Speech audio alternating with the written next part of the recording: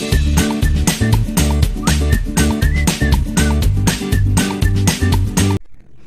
Everyone, welcome back to my YouTube channel. I am doctor Manimala और हम CTET के बारे में बात कर रहे हैं। तो अगर आप अपने करियर में सबसे पहले अगर टीचर बनना चाहते हैं, शिक्षक बनने के लिए आप चाहते हैं कि आप एक अच्छे शिक्षक बने, तो इस दौर में शामिल होने के लिए आपको सबसे पहले सीटेट नाम का जो एग्ज़ाम है वो क्रैक करना पड़ेगा, वो पास करना पड़ेगा। उसके बाद ही आप जो स्कूल्स वैकेंसियाँ निकालती हैं उसको अप्लाई करके उसमें आप उस फॉर्म को फिल करके आप शिक्षक बन सकते हैं। तो चलिए हम लोग बात करते हैं कि सीटेट को हम लोग कैसे क्रैक करेंगे।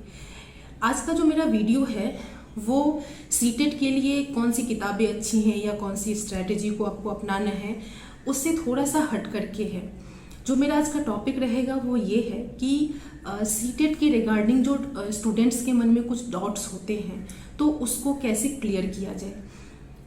आपको बहुत सारी ऐसी किताबें मिलेंगी, वीडियोस मिलेंगे, बहुत सारे ऐसे गूगल पे आपको जो भी आप सर्च करेंगे तो मिल जाएगा कि सीटेट के लिए गाइड कौन सी अच्छी है, किताबें क्या पढ़नी चाहिए या आपके लिए कोचिंग अच्छी है या नहीं। लेकिन जो छोटी छोटी डॉट्स होती हैं उसका हमें जल्दी सॉल्यूशन नहीं मिलता, जिसे जानना बहुत ही ज़्यादा ज़रूरी है।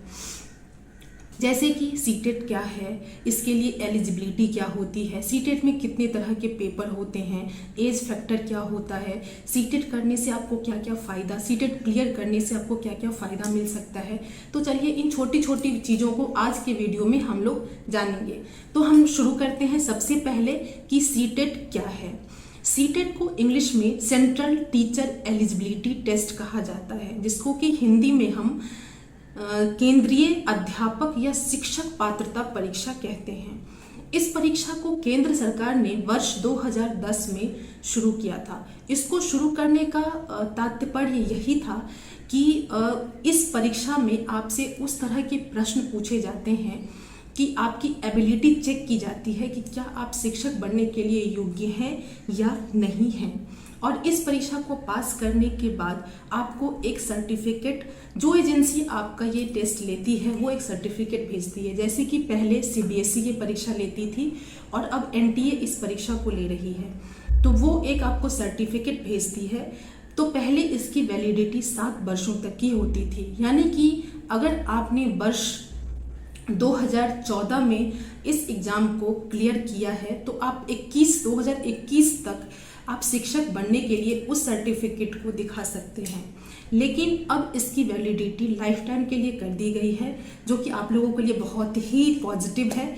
अगर आप एक बार सीटेट एग्ज़ाम को क्लियर कर लेते हैं तो इसकी वैलिडिटी लाइफ टाइम तक रहेगी। लेकिन आपको इतना लंबा इंतज़ार नहीं करना है, आपको जल्दी से जल्दी सीटेट क्लियर करते ही जॉब भी लेना है, ताकि आप जल्दी से जल्दी सरकारी नौकरी को ले सकें। तो हमारा दूसरा जो क्वेश्चन है, दूसरा जो डाउट बच्चों के मन में, स्टूडेंट्स के मन में आता है वो ये है कि सीटेट में कितने तरह के पेपर होते हैं। सीटेट कितने तरह के टाइप्स ऑफ पेपर से मतलब ये है कि उसका लेवल कितने तरह का होता है। तो उसके लिए आपको सबसे पहले ये जानना है कि जो हमारा एजुकेशन सिस्टम है, इंडियन एजुकेशन सिस्टम, उसमें जो हमारा एक होता है प्राइमरी, सेकेंडरी और हायर स्कूल क्योंकि आपको सीटेट क्लियर करने के बाद स्कूल टीचर बनेंगे। तो जो हमारा प्राथमिक शिक्षक होता है, जो प्राथमिक स्कूल चलता है, प्राइमरी स्कूल, वो 1 to 5th होता है, और दूसरा जो हमारा है सेकेंडरी स्कूल वो 6 to 8। तो यही दो लेवल का आपका सीटेट का एग्ज़ाम होता है। तो अगर आप प्राइमरी स्कूल के टीचर बनना चाहते हैं, जिसमें आप एक पहली क्लास से 5वीं क्लास तक के बच्चों को पढ़ाएंगे, तो उसके लिए जो एग्ज़ाम आपको सीटेट का जिस लेवल का एग्ज़ाम आपको क्लियर करना है वो है सीटेट का पहला लेवल, जिसको कि पेपर 1 कहा जाता है। और दूसरा एग्ज़ाम है जो 6 to 8 यानी कि सेकेंडरी स्कूल के टीचर बनने के लिए। तो अगर आप 6ठी से 8वीं क्लास तक के बच्चों को पढ़ाना चाहते हैं तो उसके लिए जो आपको सीटेट का एग्ज़ाम क्लियर करना पड़ेगा वो है पेपर, जिसको कि पेपर 2 कहा जाता है। अब इसके लिए आपके पास क्या क्वालिफिकेशन होनी चाहिए, क्या दोनों जो पेपर 1 है और जो पेपर 2 है उसके लिए क्या सेम क्वालिफिकेशन होनी चाहिए या अलग अलग। तो चलिए हम इसके बारे में जानते हैं। जो आपका पेपर 1 है यानी कि एलिमेंट्री एजुकेशन के लिए, प्राइमरी टीचर बनने के लिए, उसमें उसके लिए जो भी स्टूडेंट किसी भी विषय में 12th पास किए हुए हैं, 12वीं का एग्ज़ाम पास कर लिए हैं, तो उनके लिए डीएलएड नाम का एक कोर्स होता है।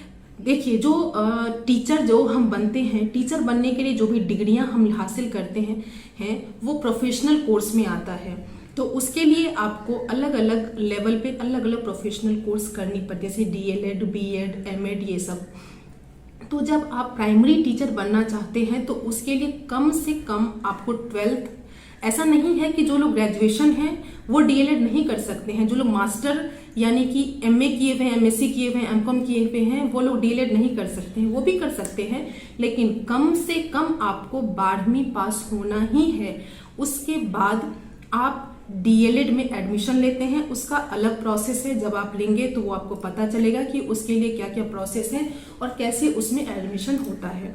तो जब आप डीएलएड 2 वर्ष का ये कोर्स होता है वो आप पास करते हैं, जो उसमें आपको सर्टिफिकेट मिलता है, तो उसके आधार पर आप जो सीटेट का फर्स्ट पेपर है, पेपर 1, उसमें आप अप्लाई करते हैं और उसमें पास करने के बाद जो आपको सर्टिफिकेट मिलता है, तो और जब भी कोई स्कूल वैकेंसी निकालती है तो आप उसमें प्राइमरी टीचर के लिए अप्लाई करते हैं। दूसरा है पेपर 2। उसके लिए क्या, पहले कुछ वर्ष पहले ऐसा चला था कि जो लोग डीएलएड कर चुके हैं वो भी 6 to 8 के लिए अप्लाई कर सकते हैं या सेकंड पेपर दे सकते हैं। तो उसका भी वो जो डाउट है वो भी मैं यहाँ पे क्लियर करना चाहूँगी कि अगर आपने सिर्फ डीएलएड किया हुआ है, डीएलएड की डिग्री है आपके पास और आपने 12th और अपने विषय में ग्रेजुएशन भी है, तो आप पेपर 1 एंड पेपर 2 दोनों का एग्जाम दे सकते हैं। लेकिन अगर आपने ग्रेजुएशन करके बीएड किया, ग्रेजुएशन जिस भी विषय से हैं आप, चाहे वो साइंस हो, आर्ट्स हो, कॉमर्स हो, जो भी हो, उसके बाद आपने बीएड की डिग्री ली हुई है, जो कि बीएड पहले ये भी एक प्रोफेशनल कोर्स है शिक्षक बनने के लिए, जो पहले सिर्फ 1 साल का कोर्स था, लेकिन वर्ष 2015 से ये 2 साल का कोर्स, अब 2 साल का कोर्स ये चल रहा है। बीएड में भी आपको 2 वर्ष का समय लगेगा। तो आप अगर बीएड किए हुए हैं तो ऐसी स्थिति में आप सिर्फ पेपर 2 के लिए अप्लाई करेंगे, पेपर 1 के लिए नहीं, क्योंकि पेपर 1 जो सीटेट का एग्जाम होता है उसमें अप्लाई करने के लिए कम से कम आपको डीएलएड की डिग्री होनी चाहिए।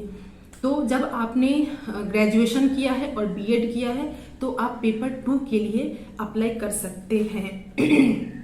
तो हमारा अगला सवाल है कि सीटेट क्लियर करने से क्या फ़ायदा मिलता है, क्या लाभ मिलेगा। तो जैसे कि हम लोगों ने 12th किया, ग्रेजुएशन किया, डीएलएड किया, बीएड किया, एमएड किया, जो भी किया, उसके बाद हम चाहते हैं हम सब कि हमें एक लाइफ में सिक्योरिटी मिले, और वो सिक्योरिटी आती है गवर्नमेंट जॉब से, और वो भी हम एक शिक्षक के रूप में सरकारी नौकरी अगर चाहते हैं तो उसके लिए आपको सीटेट क्लियर करना है। और उसके बाद जब जो भी अच्छी संस्था, जो अच्छे स्कूल्स हैं, सरकारी स्कूल हो या इवन प्राइवेट स्कूल हो, वो सब जब अपनी वैकेंसी निकालते हैं तो उसमें जो एलिजिबिलिटी रखते हैं कि कौन लोग योग्य हैं इस शिक्षक के पोस्ट के लिए अप्लाई करने के लिए, तो उसमें आपको सीटेट का सबसे पहला जो इम्पॉर्टेंट होता है कि आप सीटेट पास किए हुए हैं या नहीं हैं। तो सीटेट क्लियर करने के बाद जैसे कि केवीएस केंद्रीय विद्यालय है, जो कि हर साल अपने पूरे भारतवर्ष में उसके अलग अलग जगह, पूरे भारतवर्ष में उसके स्कूल हैं, उसकी शाखाएं हैं, तो वहाँ पे हर साल प्राथमिक शिक्षा के लिए, जो माध्यमिक शिक्षक हैं उनके लिए वैकेंसियाँ आती हैं। तो उसमें आप अगर आपने डीएलएड बीएड कर लिया और सीटेट क्रैक कर लिया तो आपके पास तुरंत ही मौका मिल जाता है कि आप उसमें अप्लाई करके सेंट्रल गवर्नमेंट में अपनी जॉब ले सकते हैं। इसके बाद नवोदय विद्यालय है, आर्मी स्कूल हैं, सर्वोदय स्कूल है, डीएसएसबी है, और भी बहुत सारे ऐसे स्कूल हैं, या जो भी अच्छे प्राइवेट स्कूल हैं, उन सब में अगर आप शिक्षक बनना चाहते हैं तो उसके लिए आपको सीटेट क्लियर होना ही चाहिए। तो जो सबसे पहला इसका लाभ या फ़ायदा आपको मिलेगा वो ये है कि आपको नौकरी दिलाने के लिए ये आपकी सहायता करती है। इसके बाद हमारा अगला प्रश्न आता है, अगला डाउट जो मन में आता है स्टूडेंट के मन में। जब मैं सीटेट की तैयारी कर रही थी तो मेरे मन में भी बहुत सारे ऐसे डाउट्स आते थे। तो जो उसके बाद जो सबसे इम्पॉर्टेंट डॉट्स है वो ये है, वो आपको जब आप फॉर्म फिल करेंगे, चाहे वो डीएलएड वाले हों स्टूडेंट, चाहे वो बीएड वाले स्टूडेंट हों, उनके मन में ये आता है कि हमारा टीचिंग सब्जेक्ट क्या होगा।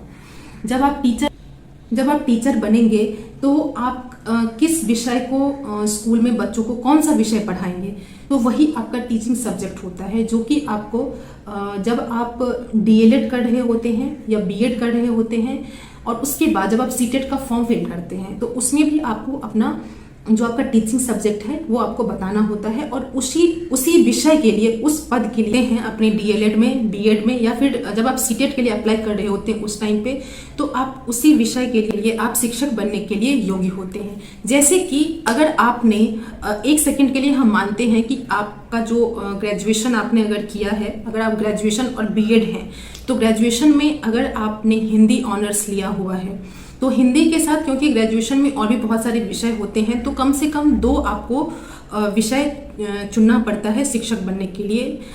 और दोनों में से किसी भी एक विषय के लिए आप उसमें जब स्कूल वैकेंसी निकालती है तो उसमें आप अप्लाई कर सकते हैं। तो अगर आप हिंदी ऑनर्स हैं तो उसमें एक विषय आपका इंग्लिश भी रहता है।